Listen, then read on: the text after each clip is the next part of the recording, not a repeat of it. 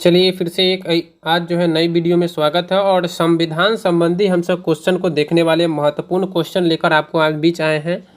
और इससे पहले जो है और 6-7 वीडियो इस पर बना चुके हैं संविधान संबंधी क्वेश्चन पर, पूरे संविधान के क्वेश्चन के ऊपर बना चुके हैं। तो आप लोग वहां से जाइए और मेरे चैनल पर जाइए, चैनल के प्लेलिस्ट वाले ऑप्शन के चेक कीजिए, सबसे ऊपर का पर ही आपको देखने को मिल जाएंगे। तो वहाँ से सभी वीडियो को आप देख सकते हैं। उसके बाद जो है ये वीडियो आज जो है 210 नंबर क्वेश्चन से हमसे करने वाले हैं।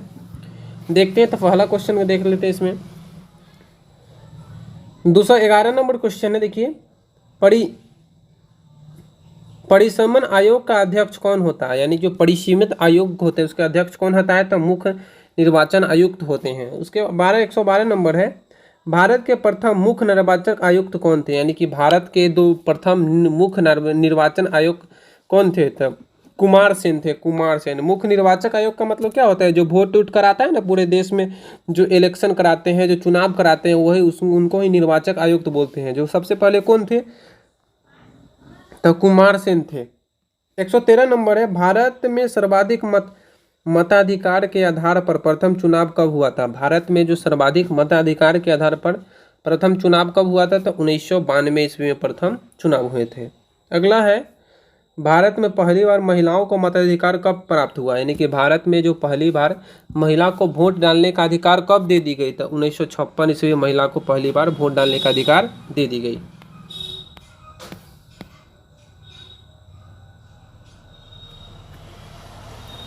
अगला क्वेश्चन है, निर्वाचन आयुक्त को पदयुक्त करने का अधिकार किसे है। निर्वाचन आयोग को पदयुक्त करने का अधिकार, यानी कि निर्वाचन आयोग को पद पर बैठाने का अधिकार किसके है, राष्ट्रपति को पदयुक्त करने का अधिकार।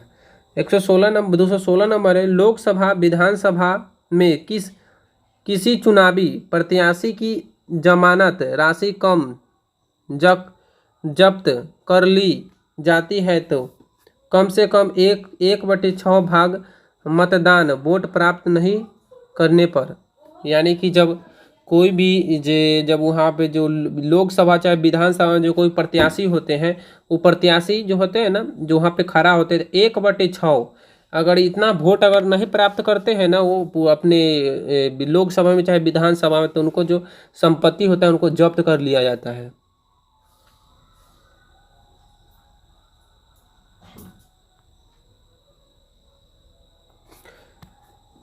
अगला क्वेश्चन 117 ना, मुख्य निर्वाचन आयुक्त की सेवानिवृत्त आयु कितनी होनी चाहिए, यानी कि जो मुख्य निर्वाचक आयुक्त होते हैं उसका सेवानिवृत्त कितनी होनी चाहिए, तो 6 वर्ष या 65 वर्षों से पहले, यानी कि 6 वर्ष से या 65 वर्ष से पहले होनी चाहिए।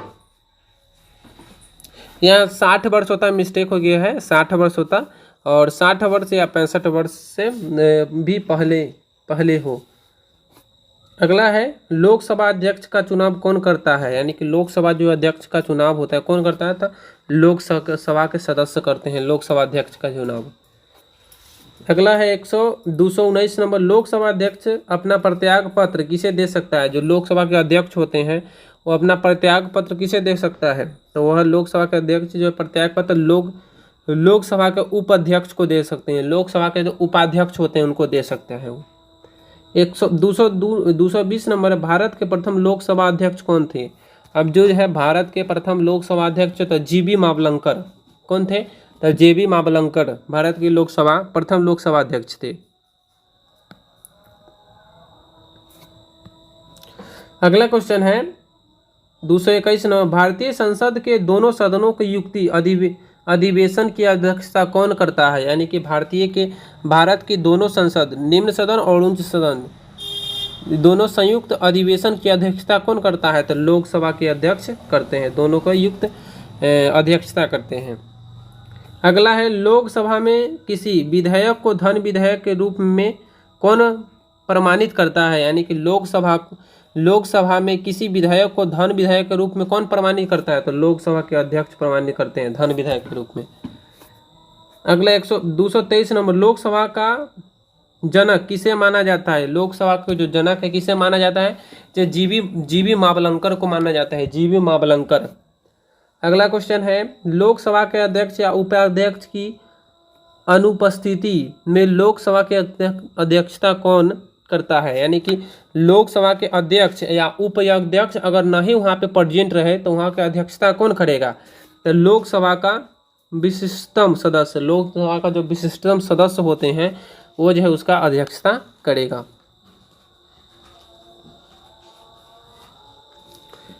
225 नंबर है राष्ट्रमंडल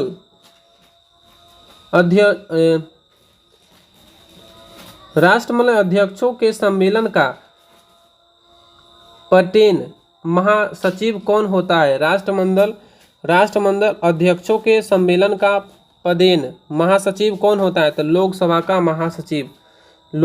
महासचिव होते हैं। अगला क्वेश्चन है 226 नंबर है भारत की प्रथम महिला लोकसभा अध्यक्ष कौन थी? यानी कि भारत की जो प्रथम महिला लोकसभा अध्यक्ष कौन थी? तो मीरा कुमारी थी। कौन? मीरा कुमारी। अगर पुरुष में बात करेंगे लोकसभा के अध्यक्ष जीबी मावलंकर, अब महिला में तो मीरा कुमारी। अगला 227 नंबर है भारत के प्रधानमंत्री की नियुक्ति कौन करता है? यानी कि जो भारत के प्रधानमंत्री है जैसे कि अभी नरेंद्र मोदी हैं तो उनकी नियुक्ति कौन करता है? तो राष्ट्रपति के द्वारा उनकी नियुक्ति होती है। अगला क्वेश्चन है संघीय मंत्रिमंडल की बैठक का सभापति कौन होता है? संघीय मंडल का जो बैठक होता है उसके सभापति कौन होते हैं? तो प्रधानमंत्री होते हैं उसका।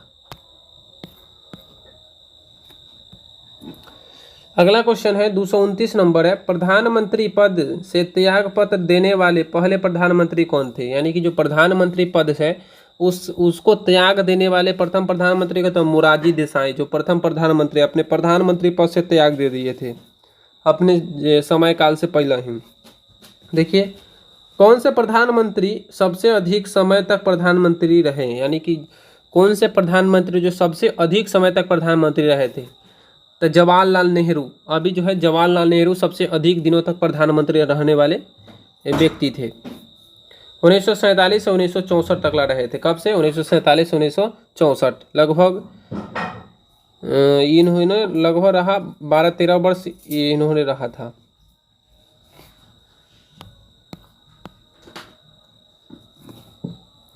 अगला क्वेश्चन है प्रधानमंत्री बनने के लिए न्यूनतम आयु कितनी होनी आवश्यक है? तो 25 वर्ष होनी चाहिए। आपका प्रधानमंत्री पद के लिए आपको न्यूनतम उम्र कितनी होनी चाहिए? 25 वर्ष। अगला क्वेश्चन है 232 नंबर भारतीय संविधान के अनुसार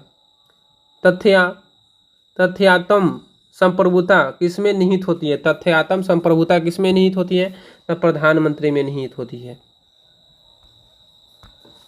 अगला क्वेश्चन है 233 नंबर अभी तक कितने प्रधानमंत्रियों की मृत्यु अपने पद पर रहते हुए हुई है? यानी कि अभी तक जो है कितने प्रधानमंत्री हैं जिनकी मृत्यु जो है उनके प्रधानमंत्री रहते हुए उनकी मृत्यु हो गई? तो देखिए उनमें से 3 है। देखिए कौन कौन है। पहला था है पंडित जवाहरलाल नेहरू, ये जो अपने पदे पर उनकी मृत्यु हो गई थी, जो प्रधानमंत्री थे उसी समय उनकी मृत्यु हो गई थी। उसके बाद है पंडित जवाहरलाल नेहरू हो गया। उसके बाद लाल बहादुर शास्त्री थे जो अपने पद पर ही यानी कि प्रधानमंत्री के मतलब थे और उसी समय उनकी क्या हो गई? मृत्यु हो गई थी। उसके बाद है इंदिरा गांधी, ये तीनों जो है अपने पद पर ही थे और उनकी मृत्यु हो गई थी। और ये तीनों जो है अच्छे प्रधानमंत्री रह चुके हैं भारत के। इनके समय में जो भारत का काफ़ी विकास भी हुआ था।